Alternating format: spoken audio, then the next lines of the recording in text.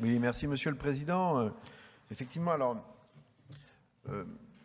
les enjeux sont très importants dans le domaine de la gestion du risque, la prévention et l'action malheureusement nécessaire lorsque des événements surviennent.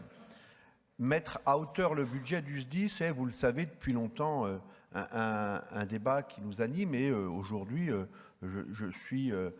nous sommes satisfaits de cette évolution budgétaire qui permet bien évidemment de répondre à la première urgence. Mais cela pose sur la table un certain nombre de questions importantes dans l'avenir du financement des SDIS par les départements et son organisation. En particulier, il a été évoqué lors du congrès des départements les économies générées par les actions de protection réalisées, ça veut dire qu'elles peuvent se chiffrer à l'échelle de notre département, on peut l'estimer à plusieurs millions d'euros, voire plusieurs dizaines de millions d'euros, et on a vu que dans d'autres départements du sud de la France, ça pouvait dépasser les centaines de millions d'euros. Donc il est absolument nécessaire de clarifier la relation qu'on peut avoir en particulier avec la TSCA, cette fameuse taxe qui pour une fois, quand on connaît son mécanisme, que j'essaie de rappeler chaque année mais qui est assez simple, en fait il n'y a pas plus performant pour juger et calculer le risque que l'assureur, puisque c'est ce qui va faire son équilibre financier. L'assureur évalue les risques, les estime et fait cotiser ses adhérents dans tous les domaines d'assurance. On l'a évoqué pour la banque tout à l'heure, plus on est vieux, plus c'est cher. Il fait payer pour ça. Et une part de cette TSCA, de cette taxe, enfin une part de cette cotisation qu'on appelle la TSCA, une taxe qui est reversée au département dans le cadre d'une reversion de la départementalisation, mais d'autres choses.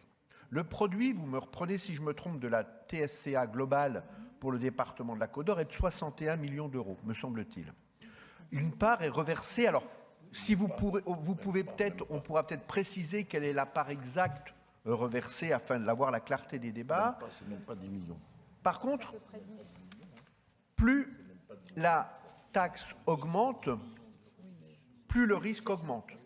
Donc aujourd'hui, c'est un critère qui nous permet de couvrir une certaine partie de l'augmentation du risque. Mais cela n'est pas suffisant.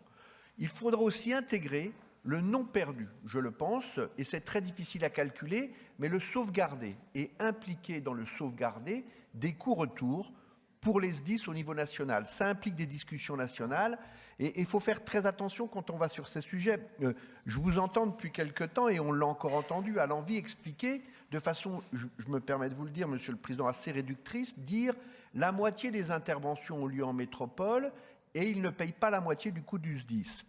Attention, ce n'est pas aussi simple que ça. Pour exemple, l'investissement qui a été fait et nécessaire par le SDIS de 5 millions d'euros pour des véhicules pouvant lutter contre les feux de forêt. Ils sont beaucoup moins fréquents en métropole que dans le reste du département. Donc cet équilibre à trouver, il est à mettre de façon fine dans les calculs. Il est nécessaire de voir au niveau national, la solidarité nationale aussi doit jouer, mais territoriale, et cette organisation doit permettre d'obtenir la pérennité des financements des SDIS. C'est important parce qu'on voit qu'à un moment donné, on va arriver à un point de rupture.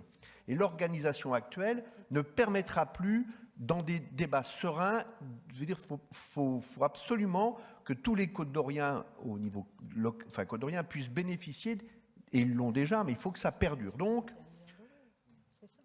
évidemment remettre sur le tapis, sur la table, l'évolution du financement de FESIS me paraît indispensable. Aujourd'hui, le département est à la hauteur de ce qu'on nous avait depuis longtemps demandé.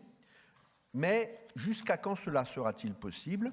Il faut absolument que ce débat ait lieu et sans discours réducteur. Il faut vraiment intégrer toutes les données et elles sont complexes. Nous voterons donc pour ce rapport.